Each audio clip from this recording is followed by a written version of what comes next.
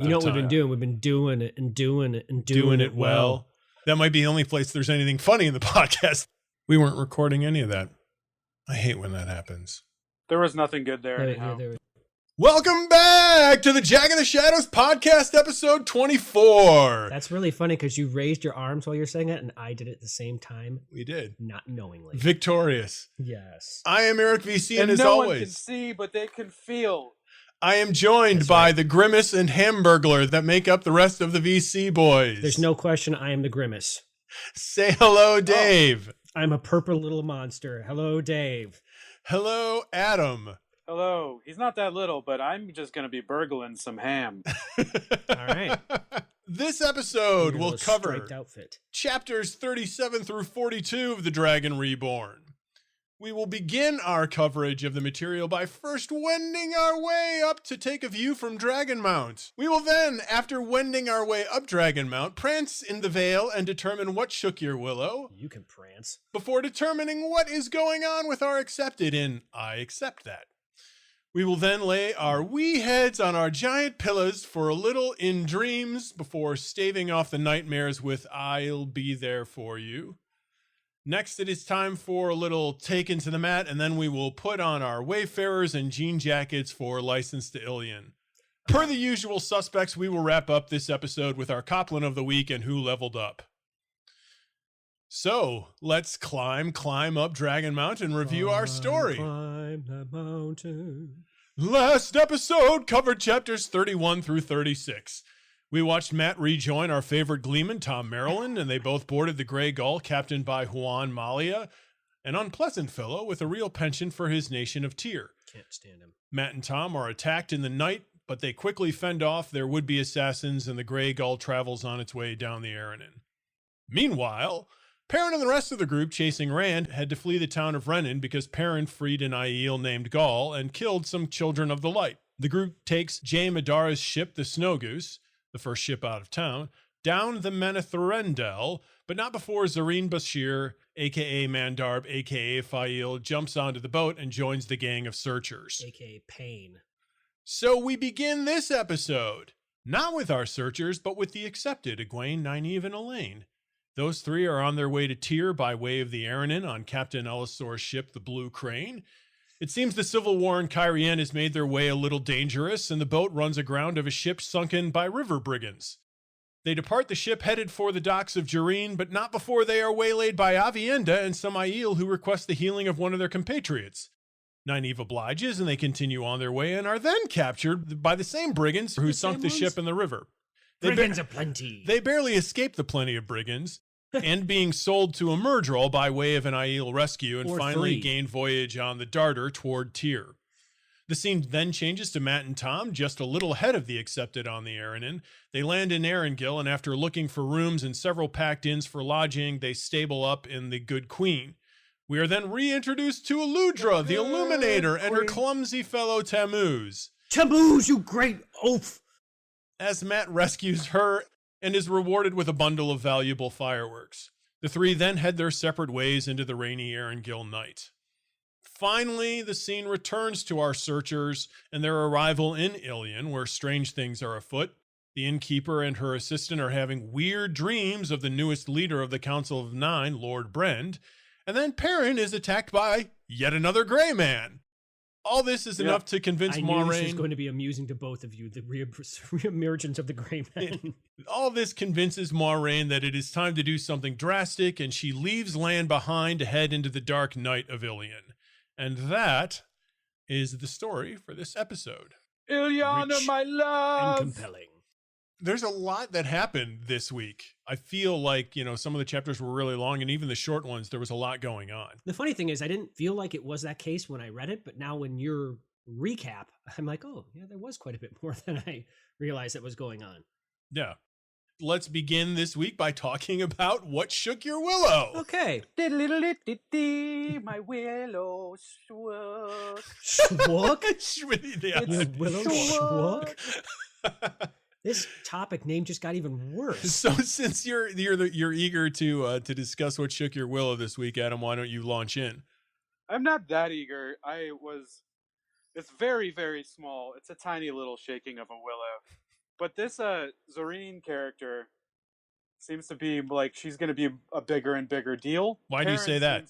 Because Perrin People seems to know be her. a little bit into her. At least he's defending her when Lan, quote unquote, threatens her, and Perrin's like, "No need to threaten her, Lan." And he stands up, right? I think they're on the Snow Goose. Isn't he that way with all women, though? We haven't seen him around that many women. Well, maybe he is. We've seen him around those 4. We've seen him around people out in. I don't think I've north. seen him sticking up for a specific girl. I would agree. I think there's he is also describing, like, what is it about her nose? Yeah, he's What constantly, is it about her nose? he's constantly trying to figure out whether he's attracted to her or not. Do I like her or not? Right, exactly. So I think she may die soon too. But This is not Game of Thrones. I don't know about that, but it seems like she's going to become. She keeps popping up, and it seems like she's definitely going to be more of a character for whatever remainder of this book there is, which is not much. We're at the 3/4 pole. yeah. It does seem interesting that Perrin has taken a liking to this mysterious woman, but he's also she likes Ta'Veren. him, so He's also Ta'Veren, and Min saw her, so. Well, Min saw Seems to Falcon, be- right? Moiraine is concluded. So, yeah, it seems like Perrin's willow got shook more than anything. let's hope not. Yeah, obviously, if she becomes romantically linked with a Ta'Veren, then she's going to be important to the story moving forward. Yeah. Adams dovetails nicely into mine. All right. Woo! Yeah. Cuckoo exactly. Cachoo. That Mine was dovetail, not ducktail. Yes, but Adam. but I was still in great appreciation, especially because we've been watching DuckTales lately. So my moment of the week was Moraine's dressing down of Zareen, just kind of putting her in her place and telling her, okay, if you're going to come along with us, here's the rules, and I will cut you quick if you don't like it. Those were some rules. Yeah, I mean, she threw the gauntlet down and was pretty much just like, here's what it is. You either like it or we're going to boot your butt off the boat. I mean, she was pretty straightforward about it. And I liked every minute of it because I'm not really enjoying this hook-nosed character as of yet. She does have some commendable traits about her that we're seeing a little bit of. Obviously, she's brave. She jumped onto this boat. She's a, hunter of the horn, whatever. But she's a little big for her britches, and I like seeing Moiraine put her in her spot. So this is the oath she makes her take. You will swear by your hunter's oath to do as I say, to heed me and not leave us. Once you know more than you should of what we do, I will not allow you to fall into the wrong hands. Know that for truth, girl. You will swear to act as one of us and do nothing that will endanger our purpose. You will ask no questions of where we go or why. You will be satisfied with what I choose to tell you. All of this you will swear, or you will remain here in Ilion, and you will not leave this marsh until I return to release you. Yeah, it's pretty hardcore stuff. Well, yeah, she ties Perrin into it too. She's like, "You're Ta'Veren. This is you found your falcon. I'm not afraid to cut you off from the line either." So it's weird that she tied them both in there. She does make that statement, though. I mean, She knew Min's viewing. she's so. also got to know Perrin is just not any Ta'Veren. It's starting to seem she's starting to conclude that those three are more important. Yeah, she maybe makes than that she realized. statement. And so I think that might be more boasting than anything, because I don't think that she would really, if you cut Perrin's thread, the whole thing could come I don't know unraveled. if she means she could cut him from being with her. So I don't know if she's she I think in the past she might have meant like, I will snuff you out. Mm-hmm. Now I think it might be you will no longer be part of the plans, because I don't think she wants to cut that thread, like you're saying, that thread entirely. But that strong of a Ta'Veren would be Yeah, I wouldn't think so. the backlash would probably be monstrous. So my willow of the week departs the Zareen train, and disappointing. has to do with the Aiel. Specifically, there is a moment when Egwene is peeping through the jail, the room that they've been imprisoned in, through the logs, and she sees the Aiel come in, and like a bunch of cats in a bag fighting, they've eliminated all of the men inside the room. They're all dead, and all that are left are the three Myrddraal. And the Aiel start drumming around on their little shields, Who's their afraid little to leather die? bucklers. No one I know. Run, ton, ton, ton. Yes. Ton, ton, Rum punch, tum tum. Yeah. ton, ton, ton, ton. And they start thrumming, exactly. And they start hissing at the Murdrel. Dance with me, Shadow Man. Dance with me. And then it's at that moment that Nynaeve and Egwene burst in and crush the Murdrel into a little fireball. And then Nynaeve uses balefire on them and they disappear. But that was an amazing moment for me to like imagine them looking through that little wedge in their room and see all this going on in what probably would have been a pretty fierce fight. They kill the most difficult person, so it's not people or things, whatever. It's not exactly mop-up duty, but they treat it that way. They're just kind of like, oh, all right. And the Murdrel knew it. Like, they knew their own death was coming. It was a great moment. Jordan talks about that, how they all looked at the Aes Sedai and they're like, oh, yeah, poopy pants. Well, they look at the Aes Sedai, and the Aes Sedai, I think it's Egwene who says she can sense their certainty of death, and all that they're hoping to do at that point is maybe take the Accepted with them. Yeah. And that Did she not can happen. feel their hatred. Right. No. And then Nynaeve uses balefire, which she doesn't even know what it is, and Egwene suspects that's what it is. We don't get it. We solid think that's what it identification. is. Yeah, they don't go into a bit of fire. They just cease to exist. Well, Is the wording there. from the balefire, but first Sure, Egwene but- uses fire on them, and then Nynaeve uses air to compress them together, and then she uses balefire on them once they're gathered in this fireball. Yeah, but that they just completely cease to exist. It seems that's very From the that's very balefire. strange. Yes. Yeah. Yep. What Yeah. is that stuff? It's been used a couple times now for identifying that's indeed what balefire is. So In we've seen it been dreams. used before. The only other time that I recall is in the dream world, and then Rand used it on those black dogs. Right. And those are our references so far. So those are But our it's also talked about being something that is forgotten. right. It's another lost one of art. those forgotten talents. Yeah. So those Not are so forgotten anymore. no, it's The old shall become new again. yeah, it's reclaimed furniture, Adam. Reclaimed wood. So those are our Willow moments for the week. I liked them. Let's do a little I accept. I mean, we were already talking about these women a little bit, so let's talk about what we learn about them a little bit more now that they've been cooped up with each other on a ship for a couple of days. So any initial observations on any of the changes in the dynamics on this relationship from any of you guys? I think anyone spending an inordinate amount of time with Nynaeve stuck on a boat is not going to have a fun time. Egwene is not having a fun time, and her relationship with Nynaeve is starting to become more competitive. She's competing with Nynaeve to become an What alpha, it seems like.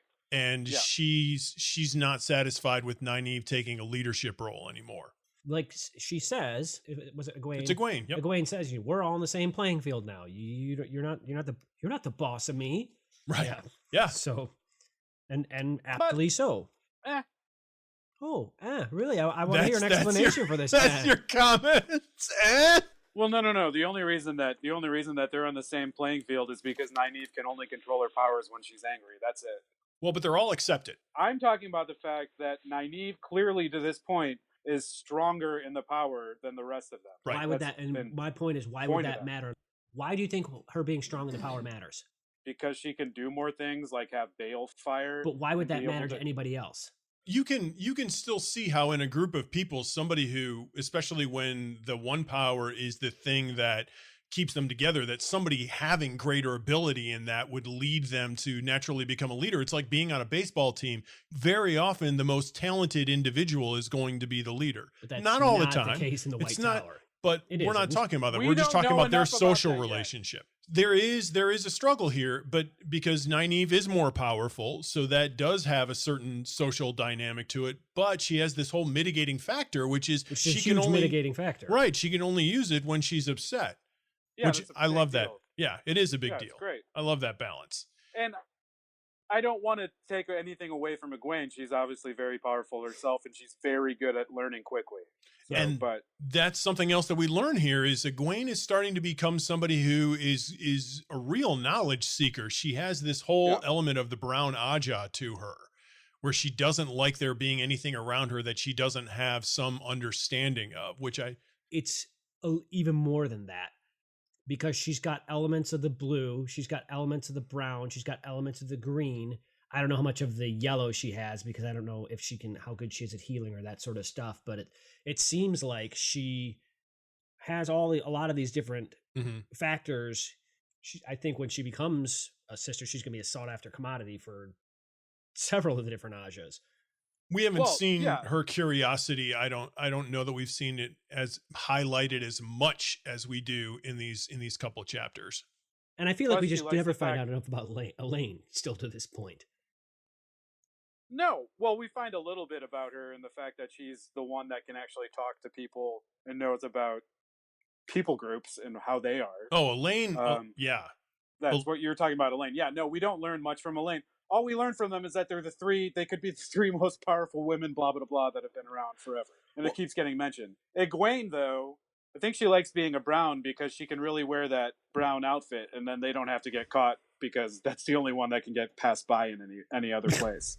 We do learn about Elaine here, and you brought this up, Adam. Elaine is becoming a real politician. And the relationship between Nynaeve, well, yeah, there's right, but now she's developing these things on her own, and part of it's her upbringing for sure, right? But she is constantly having to mitigate between Egwene and Nynaeve, and then she does it with the Aiel. She injects herself in certain ways in order to what she perceives as being reduce the tension. So we're getting a lot of development here and all these characters. And then she is a politician. Yeah. And then we get Nynaeve. Speaking of the yellows, Nynaeve does this amazing healing job on this Aiel, which we've never seen her do before. And even Egwene was like, that was a lot. The funny thing is, so then later she's freaked out because she doesn't have her herbs and she can't heal. So you mentioned that we've never seen her do this before. My question is, has she done this before though? And no one knew that's what was going on. Like when she was a wisdom, she's admitted that she'd used the power before. So maybe she's done this before. We've just never seen it because we didn't have another power wielder to observe all those flows that are going on all at the same time. We've never seen her do this before because we've never had that lens. Has she ever done it before? I don't know. It's our certainly first experience in witnessing in that environment, I guess, is the word I'm looking for. I think that's the most important thing, is that we are actually seeing it for the first time, regardless of if she had done it before. And the reason that she's bringing up the fact that she doesn't have her herbs at that point is to get angry. No, I think she actually believes. I think she actually believes that. So remember, we have two instances of Nynaeve's healing. The first one, she does have her herbs, and that's when she heals the Aiel. She uses herbs to heal the Aiel. Yeah. It's the healing of Elaine's busted head that she doesn't have the herbs for. That is an important transition because what we're witnessing is that's been another block for Nynaeve, is that she's been reliant upon having herbs as a sort of crutch because that's how she was using the power as the wisdom. Because you're right, she had been using the power in, let's say, fits and starts, or whatever, right, in Emond's Field, and now she's starting to incorporate it as part of her overall process, and she knows she's using it. And now she's transitioned even from that within, what, a matter of hours? We'll see if she... Going forward, we have one instance. I don't know that we can generate the rest of the potential future on one happening. Well, I mean, we'll have to see if that's something she eliminates. I think in terms of this story, it usually lends to other instances. Yeah. And like a scout would tell That'd be pretty awesome. If I've seen the talent do it once, at least I know they can do it. The potential's there, yeah. No, so Dave, you're saying that she may have done this before back in Emond's Field. But if she did it before in Emond's Field, she would have to be angry in order to do it. So is she just getting angry every time she's trying to heal someone? Well, probably because she realized, and she mentioned something about, so when the Aiel there, and she's all ticked off at men, stupid men with their muscles and their stabbing and their blah, blah. No one should be this. That's an ongoing thing with Nynaeve, is she gets angry about people being injured. And so, yeah, I think she's been angry every time. Let's face it, she's a pretty ticked off person to begin with, so it's not much that gets her mad. And every time I'm thinking one of these people came up that she was, she was probably like, oh, stupid Senbui, fell off the thatching roof and cracked his head open. Rah, heal. I think it's an important point, and we haven't really talked about it up to this point, but I think that I don't think that she had to be angry to heal before because she didn't know she was using the one power before. She thought it was the coincidentally herbs. happened. Right. Yes, I think Moiraine indicates as much, but it's the fact that she knows she's using the one power, and it's trying to get to that point that the anger then becomes necessary. She got the yips. Remember that before you come into your one power maturity, let's call it, it exercises itself on you in fits and starts. And you don't need to be doing anything. You don't need to call it up. You don't need to be in any state for that to happen. It just does happen out of pure desire.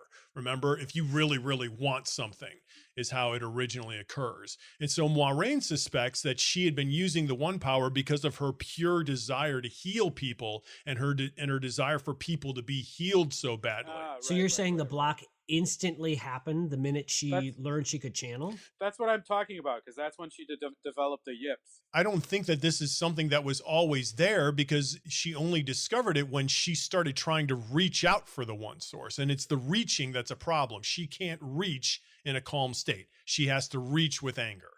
And if she's not angry, it doesn't work. Which makes absolutely no sense, because that's not the nature of Saidin or Saidar. The only way it makes sense is that this is not a talent that she wanted. She resisted it from the beginning that she became aware that she actually had it. And that is how it makes sense to me, that her only way to get past that is to just get angry, and that anger overcomes the block, which is in her mind, because she's created this subconscious thing that hates the one power. But then she's just perpetuating her own problem. Yeah, she is. She is the center of the problem. And she's like Markel, which logically doesn't make any sense. Right, she is. She's Markel Fultz. Actually, he's doing well now. Yes, he is. She's like any. I have no idea who that is. It is the yips, though. It is in her head. Yeah. Speaking of in your head, let's do a little in dreams. No, there are no zombies in these dreams. Yeah, you never know in these dreams. Let's hope not. Egwene rattles off a bunch of dream recall here. A little bit of Tel'aran'rhiod, a little bit of maybe Tel'aran'rhiod, a little bit of Monica. In my life. Yeah. There's a lot of dreaming here. And the very first dreams that she describes seeing involve Rand, right? So let's just kind of go through these dreams. Some of these we're going to have answers to, some we're not. So she dreams of Rand holding a sword that blazed like the sun, till she could hardly see that it was a sword, could hardly make out that it was him. Rand was threatened in a dozen ways, none of them the least bit real. In one dream, he was on a huge stones board with black and white stones as big as boulders, and him dodging the monstrous objects, but she couldn't see who was playing the game. So let's break this down to each chunk. That I got nothing on half this except for maybe the sword being what they're going for. Yes. Calendor. Right. Maybe, but we've never seen it blazing with light, so I don't really know. But that's the sword sword that is really, not a sword. Yeah. That's the one thing we know it's a Ter'angreal. Yeah. Tubleth. Yeah. Yeah. The checkerboard seems a bit like what Rand was dealing with before with the game, the great game. Okay. Maybe, yeah. I thought when I looked at that, I also thought of black and white. The symbol of the Aes Sedai, you got the white and the black, and so you're a pawn on a chessboard or checkerboard or whatever, and you're being moved around onto these white and black tiles. The red queen and the white queen. Right. Yeah, fighting for the crown. At least we know this is some sort of foreseeing of he's being manipulated, right? I mean, there are forces out there that are pulling and tugging at him from opposite sides. It could be the pattern too. The pattern moves you where you're going, and you got no choice. Okay. But this does, I would say, if it's on a board and there are players, it's more likely that they're sentient powers versus like the non-sentient. The creator and the Dark One. Even though we don't ever often really see the creator's hand. Yeah, I don't know if I trust this creator. So we know that there's some sort of manipulation. Who and what it is will. Well, yeah, because there's also the puppet on the strings. Right. The marionette. Yeah. So Then she has a dream of Perrin with a wolf, a falcon, and a hawk. Now, this is, we figured out the falcon we got part. two of them. Right. The wolf and the falcon. Now, but what's interesting is up to this point, the only time we saw this grouping with Perrin was through Min. So this is somebody else having the same vision, which I thought was interesting. And apparently Min shared that vision with Moiraine, which Perrin didn't appreciate very much. No. No. Min is trying to act like all cool about everything. She's Well, like, the funny thing is, Perrin's getting all ticked off about it, but Min was there well before Perrin was. Yeah. Min and Was Moiraine where? had a relationship. Oh, okay. Sure. Yep. Her first tell is gonna be to Moiraine. That's her first I loyalty. love I wouldn't have read it. Dave is always going to back up Moiraine. No, this isn't backing up Moiraine. This is backing up Yes, it Min. is. Min's action is not going to be to protect Perrin's secrets. Min's actions are going to be, who's paying me? She's basically in Moraine's employ. That's not what I get from Min at all. Sort of. I mean, sort of. She goes off on an errand to the White Tower for Right. Moiraine. She might not You be think getting she's doing paid. it for free? She might not be getting paid, but she definitely is trying to help Moiraine out. With you, Adam, my read with her would have been she's one of the kids and would side with them. I would have been surprised, like Perrin, that she just reveals this information. Yeah, I don't know why anyone would think. I don't know why you'd think that. Right. I mean, Moiraine is using her for her visions. It's what she wants to see from and her. she tells them that. For him to be surprised by that, it's kind of a little bit like, well, you wool-headed ninny muggin, what are you thinking? So Egwene sees that, and then she sees Perrin running from somebody deadly, and Perrin stepping willingly over the edge of a towering cliff while saying, it must be done. I must learn to fly before I reach the bottom. That makes sense. to What? It makes sense to you? Yes. Okay. To me, that's him accepting the fact that he's either going to be a wolf or he's not. He's either going to go with it, and if he's going to be a wolf, he's going to have to take on what that means, and those are the wolf dreams. He's going to have to get into it and be like, all right, let's do this. If I'm going to become a wolf, I got to do it, but I can't, be pussyfooting around about it. Okay. Or he's jumping off the wall and he's like, maybe a falcon's gonna come and save me. That thing can fly. Or maybe it's about being in love, Adam. He just got to accept that he really does like the big nose and just get over it. But I'm going with the wolf dream instead of that. I would like that. I would like him to accept his little wolf powers. That would be nice. He did seem to miss them a little bit. Yeah, in these chapters we read. It feels like there's Clickety more clack, specifics clickety here to me. So I'll wait and see. He's going to withhold judgment for now. So Well, there's a dream of an Aiel. Well, that we know about that. Oh yes, right. That's the last part of Perrin there. Right. And he's already freed one Aielman. Right. And then No, the two birds fighting. There were two birds fighting. Oh, the falcon and the hawk. Yeah. Yeah. I thought That's we had kind odd. of covered that. Well, that goes along with Did we? 'Cause Min who's saying the one was hawk? sitting on each of their shoulders. well, and the You hawk think had a Min leash. is the hawk?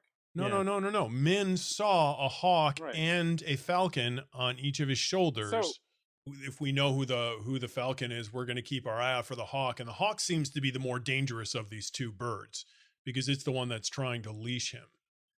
And then she dreams of Min is springing a steel trap, but somehow walking through it without as so much as seeing it. I don't know. Who knows? So we got to keep our We eye haven't out. really on Maybe had it. enough of Min. Maybe that's all her secrets that she's telling Moiraine. Right. She's just leading everyone into a trap. She's the bait and everyone. Yeah. Or the That'd be- babe, as Rand seems to think. And then we get to Matt. So Matt with dice spinning around him, she thinks she knows what's going on there. We certainly should feel Yeah. like we know what's going on there. Lady Luck. Then there was a man following, or maybe not following, or maybe more than one, but in some way they weren't there. Aha! And she has that moment figures that later. out. Yep, that's our friend the gray You know, man. that's funny. That's like having a conversation with someone like me who has ADHD, and that thought's running through your head, and it comes up like 5 minutes later, and you're like, "Oh, that's what it is." And you're like, "What are you talking about?" And then he's also riding desperately towards something unseen in the distance that he had to reach. Then there's Matt with a woman tossing fireworks about. Ah, Nah, these all come fast. They except do. for this riding towards Well, something not in all the of distance them. that he had to reach. I Right. don't know what that is, but Yep. So, but I mean, she had a dream about this woman. Matt's only spent a couple of seconds with her, so this might indicate maybe we get more Aludra. you can never go wrong with too much Aludra. I agree. I like it. She's inventing matches. Then we get to some of the stuff that Adam referenced before. Men and women breaking in and out of cages and then putting on crowns. It sounds like some sort of weird French farce. What is that? A woman playing with puppets and another dream where the strings on the puppets led to the hands of larger puppets, and their strings led to still greater puppets, and on until the strings vanished into the unimaginable nights. It's a tough one to say. Well, especially when you're trying to read and perform. Lift your hands up, and there's just a lot of this. There's a lot of stuff here. I think probably for me the most frightening was she comes to the Shanchan again. No one wants that. Kings dying, queens weeping, battles raging. Yeah. Not a good time ahead. I'm feeling. But that is. Though the the next part wasn't that in reference? Well, yeah, that seems like that's reference to. So we've got. Well, we know there's civil unrest in Karian. So maybe that's some of that. Because we had a king that died. Mm-hmm. I don't know about queens weeping, but so then the last Teleronrio dream is White Cloaks ravaging the two rivers. Yeah, that does not sound good. Like the. I think probably the most disconcerting thing for her should be she knows so many of these things, and so many of these things have come true. So, like a dream like the White Cloaks savaging the two rivers, I'd be like, I feel get on that cell phone, girl, and call them up and be like, yo. Put up the defenses because something's going down. I feel like she's not as confident in these dreams as you are. I feel like she should be. And I agree. The thing for me about it is how often is she using her little ring to drink? I don't know. They haven't given us an indicator of that in this, and I don't know if some of these are her Tel'Aran'rhiod ring enhanced dreams or her just dreaming. These seem to be the Tel'Aran'rhiod dreams. We're going to get to what seem to be the non-Tel'Aran'rhiod dreams in a second. So the other thing, remember, the White Cloaks ravaging two rivers. Who wants to ravage the two rivers? The stupid dude we haven't heard from for a long time. Right. Mordeth. Yeah. Who last we saw was with the White Cloaks. Was with the White Cloaks. And he gave that piece of information to Pedro and Niall. Yes. So that's something that worries me. Scourge them, flay them. Okay, so non-Tel'Aran'rhiod dreams. It seems Rand is in danger from two someones. Egwene can't figure out who, but she feels like there's two people out there endangering Rand, which would play into if he's on a chessboard. You have two different people on each end of the chessboard, so that seems to dovetail into that nicely. The other thing to think about there is when doves tail. We've seen that moment between Lanfear and whoever that person is, Balsamon actually is. So it's interesting you bring that up because one thing we didn't talk about last week was the outfit that other guy that she's talking to is wearing is the same outfit that is worn in the prologue to the Eye of the World. It's the exact same outfit that is being worn by Ishamael. Ishamael, yeah. What? Really? Yeah, it's the same outfit. It's the same silver and black outfit. So maybe these are the two chess masters. Maybe, yeah. I mean, because she has clear designs on Rand, and apparently anybody else that doesn't seems to be Ta'Veren. Reject her. Whoever's going to be the easiest mark. Why would one of them not be the tower? Adam, it could be anything. We're just speculating. Two potential, two potential things. She has plans on Rand that seem to go just with her own making, and he's called her out about her plans not coinciding with the Dark Ones. So you could have a war of two forces. She's not good and evil. It's evil against evil. She seems to have gone rogue a little bit. Yeah, but it could be the tower. It could be all sorts of things. So we were talking about, hey, how many nights is she dreaming? What's going on with that? So the really interesting thing is she seems to be a lot more comfortable overall with dreaming than she was before. Because remember, before she was... absolutely. Yeah, she was really nervous about this. And now we left off and she was accepting the fact that, okay, this is going to suck, but I got to do it. Right. Yeah. Right. But now she's kind of like, doo, doo, doo. Yeah. Now she's reluctant to give up the ring. She talks about the fact that she has a couple of nights given the ring to Nynaeve and Elaine, and she was reluctant to do it. I mean, obviously she did it, but she likes having the ring and she likes being the one to use it now, which is a little bit of a development. Yeah. Seemingly. Well, she likes she likes power, it seems like, because she also really, maybe it's everybody, but she really, anytime she uses the true power, the one power, she specifically talks about the fact that it feels so good. I think she also likes control. Mm-hmm. The one power does seem to have a drug element to it. Yeah. It does seem to have like for everybody, men we and women mostly alike. see the experience through her, though. Right, we'd be right because we see Nynaeve do it, but we don't hear it because Nynaeve just it's a reaction. So Egwene enjoys doing it. Well, like and Elaine is doing who knows what. Rand hates letting it go. Also, he does. He talks about a couple of times after he's done. But he talks about hating trying to use it. Well, that's once again the difference of surrender and fighting. You know, and by the way, one's tainted and makes your stomach sick. Yeah, absolutely. Right. There's a constant reference to a midden heap. Yeah. Which is a pile of poop. Yeah. So, a slag heap. So there's that comfortability growing, and with that, we wrap up our dream sequence and head into "I'll Be There for You." You, when the rain starts to Adam's favorite song. First of all, how many Aiel have we met so far? We've met these gals. We met one other. How many encounters have we had with that's Aiel? A different word. Yes. Yeah. I it think makes it easier. Fourth. No, because it depends if you separate these two. Okay. If you separate these two, it'll be 4. We had what two do you mean to separate? So the last two that we just had. Right. Oh no, I don't separate. So okay, then 3. Sure. Yeah. Otherwise it would be 4. Yeah. So the first one is they met Urien in the of the 2 Spire septs when they were chasing after the horn. Mm-hmm. Then we just met Gull. Mm-hmm. And then we met Ruark, Chia, Jolene, Dalen, Avienda, and Bane. So I like this Avienda. We got a whole lot of Aiel here in a really short window. So I mean, up to this point, they've just been these terrifying tribesmen out in the waste, right? Yeah. They've basically been the barbarians at the gates, so to speak. I mean, we've heard about the boogeymen them that are used to teach your children. Right.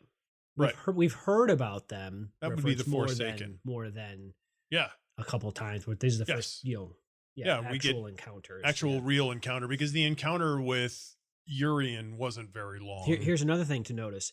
Every encounter almost seems to be adding more and more Aiel.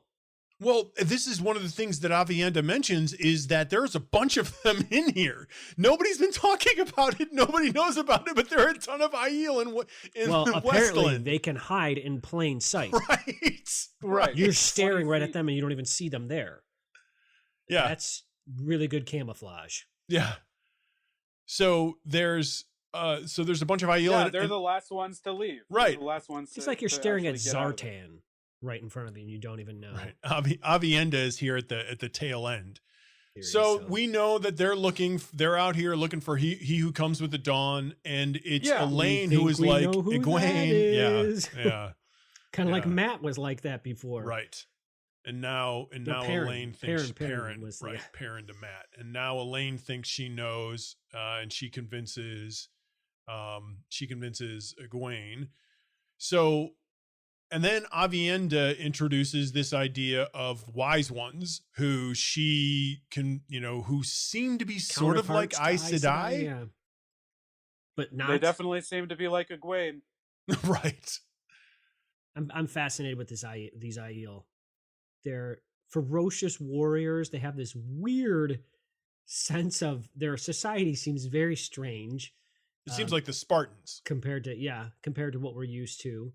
But just even their way of thinking, like their first sisters and their sister wives and their second sisters and all this stuff. And the girls are like, oh, okay, my head's spinning now, trying to figure this out. Well, that, and then, I mean, they're very tribal, so their sexual politics are totally different, it seems like. Yeah. And then swimming in the water. Yeah, then they're terrified of water. Yeah. Yeah, but then they start mentioning stuff like they used to serve the Aes Sedai. Yeah. Right. They let them down once upon a time or something. This is a huge bit of information. That we don't know anything about. They think that they failed in the service, and that's why they were actually sent to this threefold land. Right, as a punishment. And then just they sprinkle in no one knows what the sin is, Yeah. other than perhaps the wise one and the chiefs, who are just withholding that information from us. Maybe. You don't Maybe. need Maybe. that. They might not even know it I'm either. removing the Right. superfluous buns. Right. Yeah. The wise ones and the leaders are removing the superfluous information. Yeah, exactly. Yeah. Yeah, so this is George a huge Banks. Well, not only that, bit of information. they're waiting for the Aes Sedai to destroy them too, right, Adam? Like they say, like, Yeah. are you here to destroy us because the Aes Sedai are 'Cause supposed to once upon a time destroy we us? let you down or something. Right, yeah. because of that. So like Because that, of that great sin, yeah. right. So that's supposed to be the culmination of that sin, is they expect some punishment from the Aes Sedai. So we get that, and then we get a bunch of Kariathan cycle as well. So we get Yeah. this the dragon, Lives forever. the wise ones say he'll be found beyond the dragon wall. So all of these, so there's this whole thing where if a spear maiden has a child, the wise one takes the child and gives it to some other parent without them knowing who the mother is. And hoping that it will be raised to be Well, this the is dragon. this is why all these people are willing to accept these children, because Yeah, it's interesting. otherwise under a normal situation, Maybe they're not wanting to do that. yeah. adoption isn't the most popular method for having children. Most people try to have their own, but in this society they desire these children primarily because one of them could be raised to be the savior. So that's a pretty good built-in way to have to have these spear Yeah. maidens' children adopted. And then they're Great on the writing. other side of the wall looking for he who comes with the dawn. Think about this. So these people have been adopting these children all this time because one of them is going to become the savior, and then the wise ones come along and go, "Oh, he's not one of our kids. By the way, He's over on the that whole other adoption side thing of you've been doing for years. of the mountains." Well, I wonder Yeah. when they dropped that bomb. Like, is that a bomb that It seems we recent, don't know? right? I don't know. I mean, I they're don't, I don't know. We're given any indicator of when that it was. seems like they've told them this in order to get them over, the dragon wall, over the mountains. Could be. Well, mean- we know. We know the obvious truth of the matter is it is over the wall. Right. If Rand is indeed he who comes with the dawn, and every I think indicator it is. Yeah, I think it's fair to operate with that. You think that the blood of our blood mixed with the old blood raised by an ancient blood not of ours is new information for them? No, I think we can puzzle that out very easily. I think that that's information that existed amongst, let's say, the intelligentsia, but I don't know that all of the Aiel were familiar with that, with that prophecy. Okay, right. Okay, but these are these Aiel we're meeting. They are, because now the wise ones have explained this to them that, hey, we're looking for somebody outside, and so that marries nicely with this prophecy and makes more sense to, let's say, the lay person. Also, it seems like the wise ones probably have enlightened them a little bit further. We're not getting all of those conversations by any means. Yeah. No, definitely not. What were you saying about Ilion? No, Tyr. Or Tyr, yeah. One of the signs of the Tyr falling is the Aiel have to attack it. Yeah. We all know Here they're we go looking for again. Rand, and Rand's going to Tyr. Right. So This is another element that we're waiting to collide at the end. It's way like these books all roads do, right? lead to Rome. Yeah. In this case, all roads lead to Rand, which is Tyr. It's just up to this point. It feels like we have more threads getting tied in at the end of this book than we have in the previous two books, right? Yeah. Definitely. Because in the previous book, what did we have? We had the White Cloaks, we had the Shan Chan, we had the Various Accepted, peoples. and we had the Black Hunters of the Aja. Horn, and the Black Aja, Some Forsaken. and some Forsaken. So now we have Tyr itself. We have Forsaken, it Something seems. funny going on with Ilion. We have the Aiel. We have Rand. We have the people chasing Rand. And then we have the Accepted. I think those are all of the elements. And then we have that the old dark- woman that's... The hounds that are being sent by Right, somebody. and gray men everywhere chasing Everywhere these you guys look. down. So there's a whole lot that's going to come colliding. Wait, what old woman? Sylvie. Sylvie, yeah. In this whole conversation of the he who comes with the dawn and being the child of a spear maiden, we learn a couple of other things. We learn that there are shadow runners in Tyr. That's not what I was going to say. Elaine actually mentions I'm just saying. Okay. Because Dave just talked about everything ending in Tyr. Oh. Right. But there are shadow runners in Tyr. Whatever those are. Right. Elaine makes the offhanded reference that Rand looks like Tigraine. Right. Which we've been getting hints of all along. Which, it's just another Tigraine Rand reference. She says that doesn't make any sense. Tigraine ran away, disappeared, never was heard of from again. Right. So you follow the breadcrumbs. We've been giving some tasty Hansel and Gretel morsels here. And we also learned that the Aiel have dreamers. The Aiel have dreamers as well, and they know what's going on in their dreams. They know. They do seem to know. And they seem to be pretty high up. Yep. In this little Aiel community. They seem to serve a similar, if not stronger, purpose than the Women's Council does in Emmonsfield. And then the last thing that I'll kind of throw in here, don't forget Ruark sees Lan's ring. So Ruark brings in the idea that he knows the formidable Lan. He says to Nynaeve that it's really surprising for him that meeting her is going to lead him down a path that he never thought he would go down. He had been raised as a child hearing about this ring, and then hearing about this one person that was the survivor of the Valkyrie, and then all of a sudden just says that mysterious thing to her at the end of it. He tacks on, doesn't he tack on as well? Hopefully I see you before the change comes. Yeah. I don't remember. He does say that. Yes, he does. And they're not sure what change he's referring to. So what change is he talking about? Well, first let's address your thing, Adam, which is he sees Nynaeve and the ring as being a fork in the road. Yeah. I didn't know if he was referring to Lan and Nynaeve or if he was referring to something else entirely. I wasn't sure exactly what he meant there. I don't know either, and I don't know that we know what he means. What they don't know. I mean, even I don't think we know what he means, and I just think it's interesting that he brings this up. It's a profound statement that we have no idea what he's talking about. The accepted are confused by that as they are confused and concerned by what he means about the change coming. But we do know that we're in the third age. And we do know that the third age is the end of the transition into the fourth age, which is the end of the overall weave of the tapestry of time. That there are four ages. You're going that far out? Yeah. So I was going with like a change to the Aiel. Oh, maybe right. So my interpretation of it was that he's talking about the end of the age that they seem to be approaching. Your interpretation is that they meet in the Stone and Tyr, and now all of a sudden they're following Rand. That there's some change that's going to come to the Aiel as a result of that. Okay. If we're taking it literally to Nynaeve and Lan, she's changing Lan because, let's face it, Lan was wed to the sword in his revenge, and now he's pursuing a romantic interest with Nynaeve, which no one ever thought possible because everybody knew about Lan was he's the last king of Malkir, but he's wed to his death revenge with them and would never allow someone like Nynaeve to come in her life, which we've seen examples of with Moiraine being like, what are you doing? You're letting this, moistened bint into your life. You can't do that. Mm-hmm. So, yeah. So, I mean, maybe there's a couple ways we could go with it. I'm leaning towards, like I said, the change for the Aiel. Of your two descriptions, that one makes more sense to me.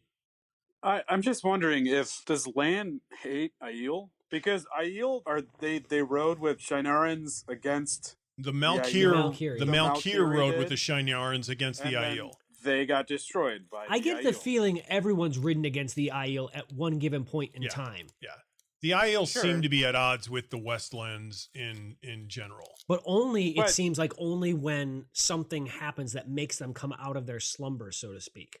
Like Laman's pride or Laman's sin with cutting down of Avaldendora or, the leaf or whatever, that caused them to come out and take their revenge. I love that whole thing. It wasn't a war. It was just us coming out and doing our business, then going back. That's not a war. So I think perhaps that there's probably a mutual respect there for the ferocity of the Aiel and the Malkiri and all those sort of things. But I don't know that Lan hates the Aiel. They wiped out his entire bloodline. They did fight each other, but even Ruark says that he respects a man who has the mission that Lan has. What stopped them from fighting each other? Maybe the battle ended. Who knows? We get very little detail on that. All we know is that they fought each other over something, but we don't know what. There's not enough detail there. Okay. It seems like more than a skirmish, but the battle doesn't have a name. He doesn't name it. And so we can't like give it any sort of historic context at all. You know, during that conversation, we talked about Avendesora. So there is the mention of the Tree of Life gets brought up again here.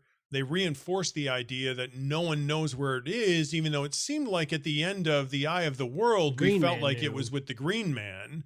The Green Man knows it's not with him anymore. I feel like the Green Man, he's not around anymore, but he knew where it was. Maybe, I don't know if he knew where it was at one given point, perhaps. Right. Well, right. But not because necessarily it was with him too. Yeah. It was with him, and he said it hasn't been with me for a long time. But that gets into... What a strange character that died. That jolly green giant. I wanted to know more of him. Me too. Avendesora on the whole is a strange thing. It doesn't give any seeds. So how the Aiel were able to get a sapling to the Kyrianen seems strange. But they did. And then King Lamin made it into a bed. Made it into a throne. A throne? A throne. Yeah. A throne. And then the Aiel came over some 20 odd years ago and kicked everybody's butt. And killed him. It was not a war. And apparently... It was an execution. Right. And apparently Kyrian's entire wealth was built on this Aiel relationship, which the reason that they were given the sapling in the first place goes back to some sort of historic relationship that they have that nobody quite understands the origin of. And they were able to trade across the waste. No one knew how the Aiel got it. Kyrian sort of became, had Marco Polo rights to China and were trading exotic silks and materials with these lands beyond the waste that nobody could get access to, and became really wealthy that way. And then Lamin went and did this, and that ended that relationship. And Kyrian doesn't seem to have had a good time really since. Cut off their sugar daddy. Kyrian are having wagons with the fly. The leaf is actually flying. The trefoil leaf, yeah. That their caravans used to have to fly the trefoil leaf, which seemed, which is a leaf of Avendesora and seemed to be an indication of the relationship between the two nations that dude Lamin just completely screwed the pooch on. Yep. We screwed the pooch, yeah. And then Varen said, do we even get bingo? All three of us said that. Bingo! What? Bingo! That was my Christoph Waltz impersonation. Oh, yeah. I got that was really bad. Bingo. Really bad. Yeah, it was also terrible. It's getting worse and worse. You sound like John Travolta there. It was John Travolta doing Christoph Waltz. Varen says that now those who enter the waste just vanish and are sold as animals in the land beyond the waste. And she doesn't understand how a man or a woman can be sold. Right. So slavery is a foreign concept to these people. Yeah. Hey, yay for them. That's one up for the Westlanders. Yeah, the Westlanders it was a foreign concept until, the Chan. But Westland does have its fair share of own problems. So it's, let's get taken to the mat here. Boy, Matt and Tom realize a whole lot of stuff is going on. This world, this continent seems to have descended into chaos. Andor doesn't seem to be offering help to the Kyrianen anymore, which seems like a totally foreign concept to Tom and what he thinks of Morghese. Tyr has some leader of the Council of Nine that's come up out of nowhere. There is war between Terabon and Aradoman, which we discovered at the beginning of this book. And then there's a civil war in Cairhien. Which we've known about. Right, which we've known about, and we suspected last week Tom had some part in instigating. Yeah, you two did. This is starting to seem like a world that needs Rand, doesn't it? Or is Rand making the world descend into chaos? What do you think? No. I don't know. I think we're at it where Rand goes. At times that happens. I don't think Rand is affecting the world at large. We have evidence that Rand creates chaos of all sorts, of both good and bad. Where he goes. Yes. Wherever he goes. Yes. This is all bad chaos. But this is all stuff that's happening where he's not. I don't know if it's him doing it or not, but the world is in chaos. I think this is a touch of the Dark One on the world. I think we've seen the cracks are breaking. The seals are breaking. it does seem like since the end of the Eye of the World that these problems have slowly been increasing. And we've been finding more seals breaking. Mm-hmm. Yeah, that makes sense. That would be the belief that I would hold, that evil is slowly seeping into the world. Through the seams. Yeah. Sure.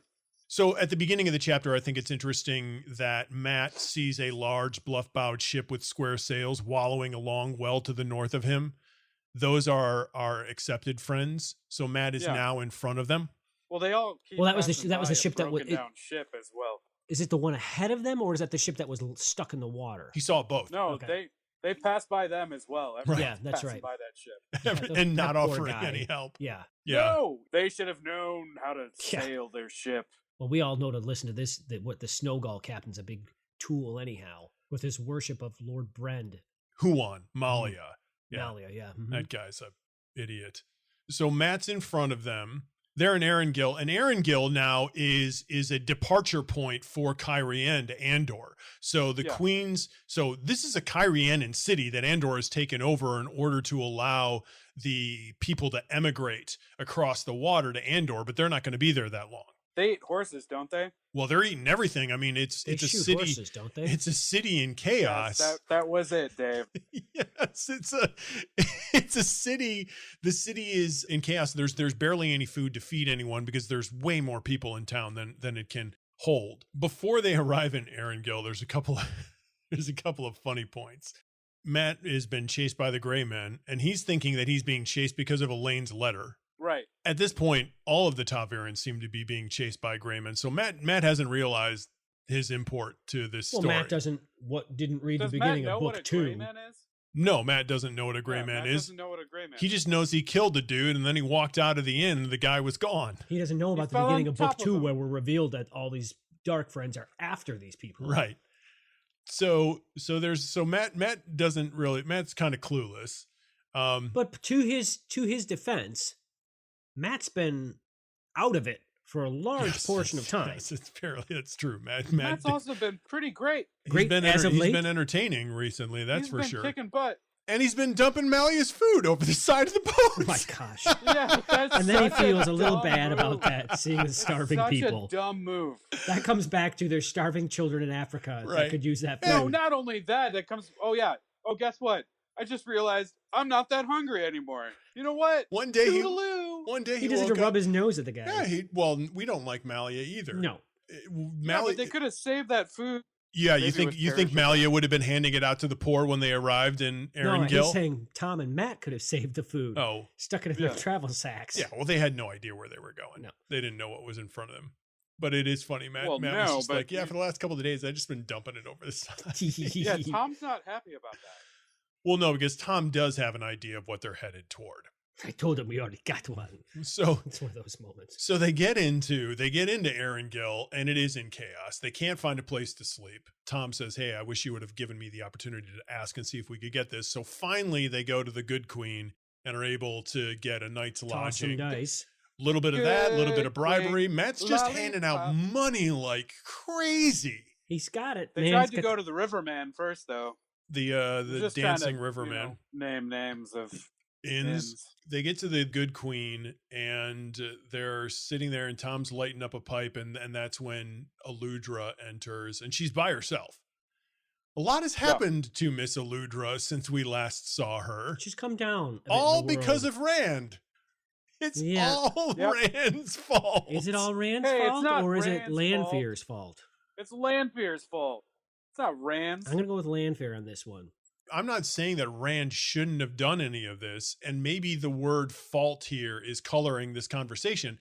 I'm just saying that this is another result of Taviran, that they Had changed. he not been there, a whole lot of very things would have true, been very different. true. You know, that there are changes, This is and another her whole strain. life has been changed by this. So she's been ousted from the chapter house. Due to no fault of her own. Right, not her fault. Now she blames Tammuz. It's not Tammuz's fault either. But Though he is a apparently great he host. was lax in duties previously too, so We only get that from her, by the way. So this is True. my question. Like, I know that we like to call Tammuz an oaf, but I could see a point here where she's the problem and not him. but we know she hasn't done anything wrong. No. I mean, in general, we can extrapolate a certain amount from their previous conversations, and I could What see I a story extrapolate is where she's just an overbearing person, and any sort of mistake that gets made always gets blamed on Tammuz. I think he's just jealous. this is purely conjecture on my part. We have no idea. I just like to sort of turn the tables here because it is easy to see things through her eyes and to blame Tammuz, but we don't ever see Tammuz do anything. We just hear her constantly berating him for stuff. Do you think that the Illuminators are actually a powerful faction? They're entertainment. I mean, they're wealthy. Yeah. So there's power there, but we haven't seen them try to use that at all. And they know it's a level of science that not anybody else seems to know. Yeah, they have pyrotechnical abilities. As entertainers, they seem to... They had a guild, and I don't know if the guild still exists. It seemed like when they were first... it seemed like when they were first represented that they were respected. That's true. They certainly lost some of that respect. In Kyrian, but they also seem to acquire wealth through neutrality. Whatever Tammuz's situation, he does bring himself and several people to assassinate Aludra. Thankfully, Matt and Tom are there to save her, and now she's given... This is such a weird occurrence and a little strange reunion that's taking place, Absolutely. in my opinion. Well, it also seems necessary in a sense because Matt is given these magical things, scientific which happen things, to be fireworks. Mm-hmm. It just seems like you're leveling up in a game, and you're going to use these eventually. Or you're just going to cut them open and destroy them. Things up. Yeah. Or you just screw things up. Which would totally be in Matt's character, wouldn't it? I mean, he's done it once before. It is that strange gaming element that you can't put your finger on why it's important and seems unimportant, and because of its unimportance, you attribute. Well, we know it's valuable, which at is the very least. Perfect for Matt's character. But I do feel like it's a little weird that these people just pop up again. I'm coming up with an actual thing now. It's the Bale-Dolman syndrome.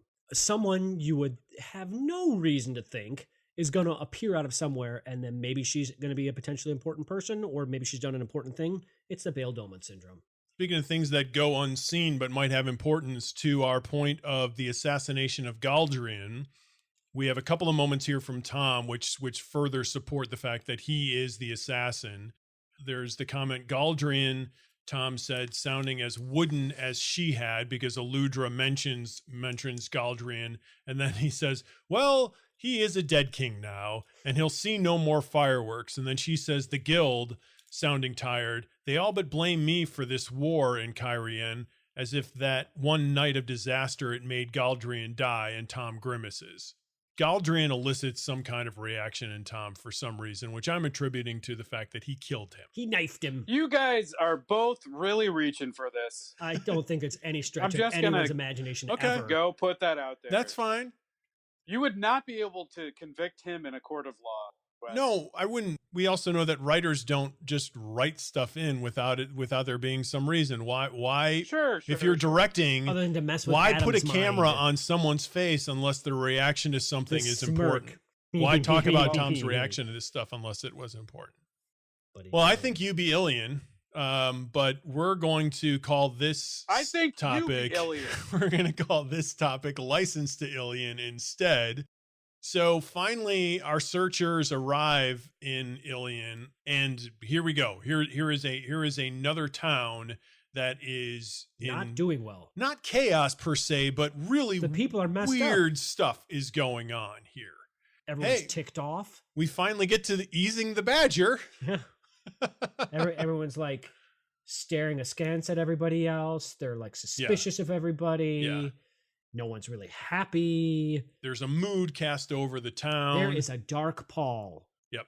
And then Moiraine is trying to figure out what's going on, and she digs into things a little farther, and we discover that much like around Rand, when everybody was having dreams about Rand holding up the sword, there are people in Ilian who are having dreams about Lord Brend. And I mean, he can't be anyone good. By a bunch of people, we have two. Two and he escalated to power rather quickly, and no one had ever heard of the guy before. No one had ever heard of him. Yeah, that's the weird part. Came out of nowhere. And becomes the head of the Nine really, really fast. Methinks there is evil afoot. Methinks there is much evil afoot to the point that it scares Moiraine. Muchness. Moiraine and Lan have a bit of a tiff. Heated discourse. Yep. I mean, they've been having this all along. It's a power struggle. Lan is still a little bit irritated by the fact that she's going to hand him off And then she proposes that she's going to run off on her own into Ilion and do something. We don't know what. So she heads off into this land of evil and has him stay back. And what is he thinking except for the fact that she's going to go off and die, and now he's going to be handed off to some other Aes Sedai? Not and that before. He's not allowed to go back and have revenge over death. Because she's going to pass him off to Morel. Not before a slight happenstance occurs in the bar room. You know, with those funny guys that no one can see, that everyone can see. The gray Except men. Perrin, good job for you. Well, That's Perrin's indeed. sense of smell. Right. Saves the day. Yeah. And this is the inciting event for all of this. It's at this point after this crazy attack that Moiraine is like, okay, this has gone far enough. Yes. I've had my fill. No more of this, and who knows what she's going to do? People Something are dreaming. momentous. People are dreaming about the same dreams that they've had about that guy on the stairway, Bryn. So something big is about to happen. So you think Moiraine is headed out to face a Forsaken? I don't know if she's out to face him. I think she's out to find out what's up. I think she's out to face She's him. got to know what's up. I think Lan thinks she's going out to fight. I think Lan thinks that, but I think she has learned that she's not necessarily a match for the Forsaken. Maybe. She specifically tells him not to revenge my death. Yeah. If I tell you, hey, if I die, you're responsible for this, your inclination is going to be that I'm going to go do something that's going to put me in extreme danger. Right. And that could be just going and seeing, oh, yeah. It could be a number of different things, but the first thing that somebody would think about would be an attack. It could be other things, but the first probability would be an attack. Yeah, I don't typically think of Moiraine as a rash decision person like that, ever since any. I agree. This is very, very strange behavior, though. I think we can all agree on that. Yes. This is maybe the first time that we actually can sense that she is scared. Yeah. Yep. I agree with that also. All right. That is our story. Who is your Copland for the week? Zareen. Really? Yeah, good one. Because once again, Moiraine puts her in her place and she still does the same thing again. Granted, I think all of us probably would do that, but I'm not in this story. I'm the one dissecting her, so she's my Copland of the week. She's mine as well. She's insinuating herself into this, and she's deliberately irritating Perrin. And Perrin seems to have a mission to do. The last thing that we want at this point is to have him somehow get distracted from it. I have no idea what Perrin's mission is, but as Ta'Veren and Moiraine reaches this conclusion here toward the end that, you know, that there were these other Ta'Veren that were born right around Rand, so they seem to have heightened significance. Perrin has some sort of purpose, and she could very easily be a distraction of that purpose. And she's like not doing anything to make me think that that's not what she's she like the would do. Nynaeve to Lan. She's a lot more playful than Nynaeve. Nynaeve is just a lot more. She's a bear in a angry beehive. Yeah. But that's mine. Is Zareen strike 2? You gonna make it strike 3, 2. Adam?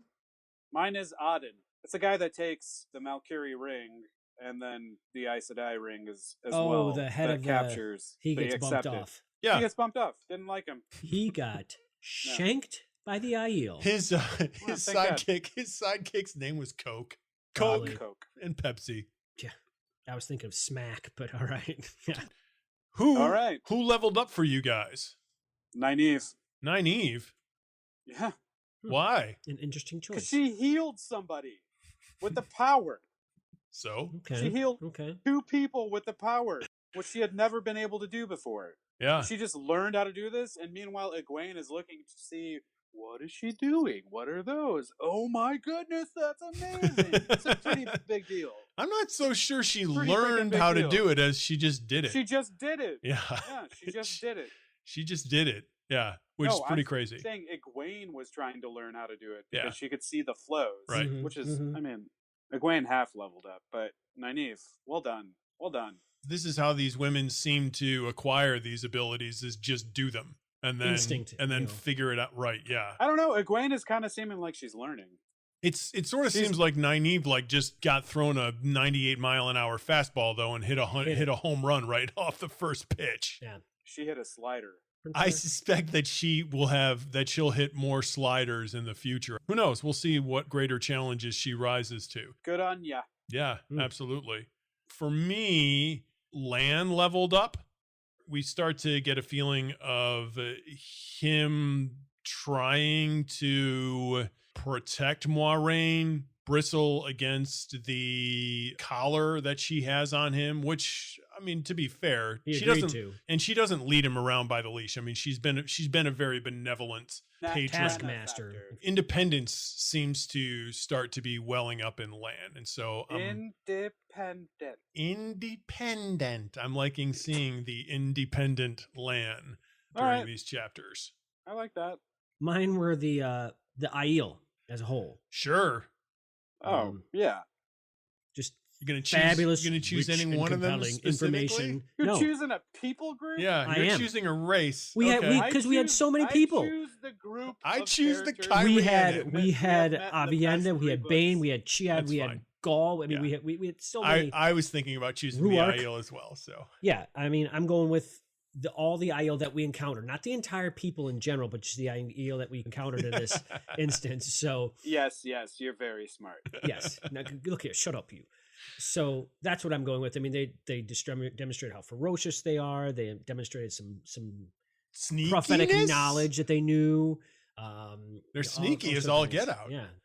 So that's my level. They had a really good couple of chapters for sure. That was really cool. There's so much we learned from them. Up to this point, they've seemed like barbarians, and now that we get to experience them, they still do seem like barbarians, but really cool ones. I think they seem barbaric, but they obviously have some level of society to them, so they're not just like nomadic. Think they seem barbaric. No, I think they have barbaric tendencies, but they have a level of structure and society to them. Oh, for sure. So do the barbarians, by the way. Some. The Romans just didn't like them all that much. Yeah. So that is episode 24. Join us next for episode 25. We're on the quarter century mark. We done 25 of these? We haven't done 25 yet. Yeah, the next one will be 25. And we will cover chapters 43 through 48. That's crazy. We will join you next episode. Until then, rest in the Creator's hand. Bye. Yes, rest in it. The palm of it. All right. Wow. 4%. I can't believe we've done this for half a year. 4% battery life left. Well, I barely have any battery. We've been doing it for half a year. We've probably skipped a month worth. First rap LP I ever bought. LP. Yeah. You didn't buy that on record. Well, cassette. They called them cassette LPs back then. Okay. What? Okay. How do you feel this week went? Long but good. Yeah, it seemed long, so I'm probably going to cut. It's not that long. It's not even 2 hours, and half the beginning of it. No, we launched pretty much right into it. Yeah, that's true. It's 2 hours of recording time, so I'll probably cut some here and there just to kind of keep it a little bit concise. Yeah, that's fine. But next week, if we start closer to 7:30, that will be helpful. Can you? Yeah, but I mean, agree. Okay, so it wasn't a matter for you of arriving home in time. That wasn't the problem. No, it was not me. Okay. Yeah, no. Well, I mean, you're right. It wasn't you, but it still is. It still is you. I mean, this is still stuff that you have to sort of navigate around. So, flight. We all do. In flight, while you do it, you're going to flight of the navigator. Okay. I will get to work on editing. I don't know if you're going to find any funny snippets in that, though. I think I will. All right. But all right, that is at the beginning of it because I'll cut all the funny stuff out and throw it in there. There you go. All right, man. Have a good rest of your Monday, which you have more of than we do. Bye. Bye. I do. My ears. The headphones being on that long. Yeah, it's an unpleasant feeling. Yeah, I'll be interested in this. What? No, not yet. Okay. Stuff you have to navigate. We all do. No,